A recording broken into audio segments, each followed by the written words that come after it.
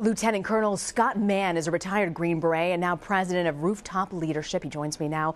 Thank you so much for joining us. Thanks for having me on. You know, there was talk from the president. He says he wants to get those troops out of Syria as quickly as possible. That was before the strike took place. Do you think ultimately that's a good idea? I don't. Right now, I don't think that's a good idea. Just based on what happened, if you hearken back to Iraq, when we started standing up the Iraqi military and when we were working with the Iraqi sheikhs to push back against al-Qaeda in Iraq. We pulled out under President Obama in 2011, and you had the rise of ISIS. And my concern is there. Most of the forces we've had in Syria up to this point have been to build capacity to fight against the Islamic State, and I don't think they're there yet. The White House has said that they're on the verge of eradicating ISIS. Do you buy that line? I'm just always leery of that. You know, my son was 3 when the towers fell, and he's on his path right now to join the Army, right? So that gives you an idea how long this war has been. So I'm always a little leery when a politician tells me that we're on the verge of defeating a violent extremist group. They have very strong narratives. Those narratives resonate around the world.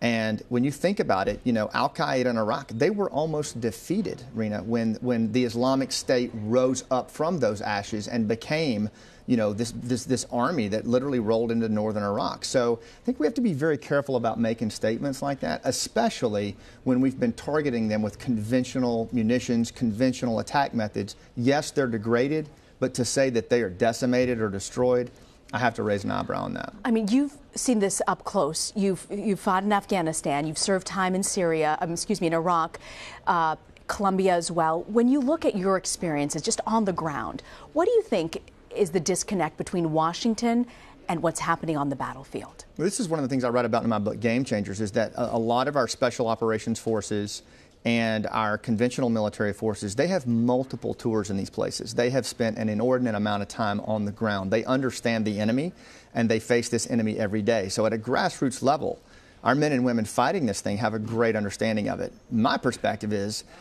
that the politicians and the policymakers at the highest level, I don't think they understand this enemy, or they're just choosing not to understand this enemy. What do you think they're missing? Well, I think they're missing one is that, for example, the power of the narrative that is, you know, that resonates within the Islamic State, the apocalyptic approach that they're taking to, you know, to ushering in the end of days. I mean, most politicians don't even understand that the bulk of Islamic State soldiers are fully committed to die for the return of, you know, the Prophet and this apocalyptic end of days scenario.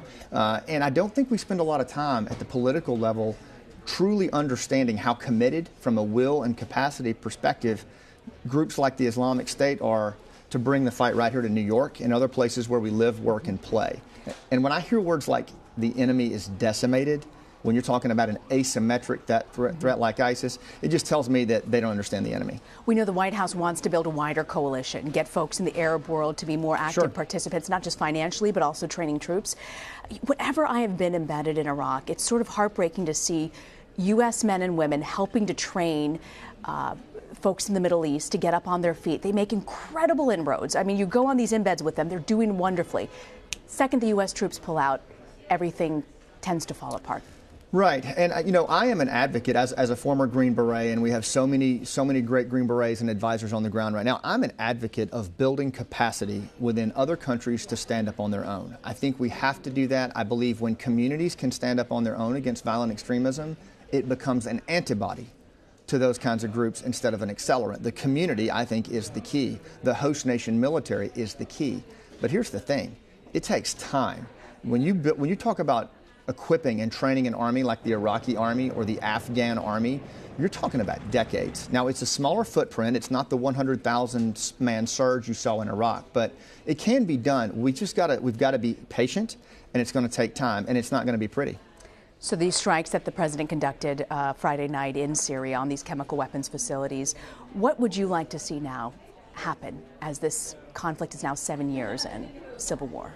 I think we just need to be really clear on what our goals are. You know, I do believe that anytime a foreign government uses weapons of mass destruction, whether it's on its own people or otherwise, that the United States has a responsibility and there's precedent for us to intervene. I'm okay with that. But I think we need to get back to what our original goals are in Syria, which is the defeat of the Islamic State, and they can be defeated, but it's by building capacity at the local level for regular and irregular forces to fight back. And that is going to take longer than one administration, 2, maybe even 3. Look at Colombia as a model. You're talking decades. With FARC, right? With the FARC. Lieutenant Colonel Scott Mann, thank you so much for joining.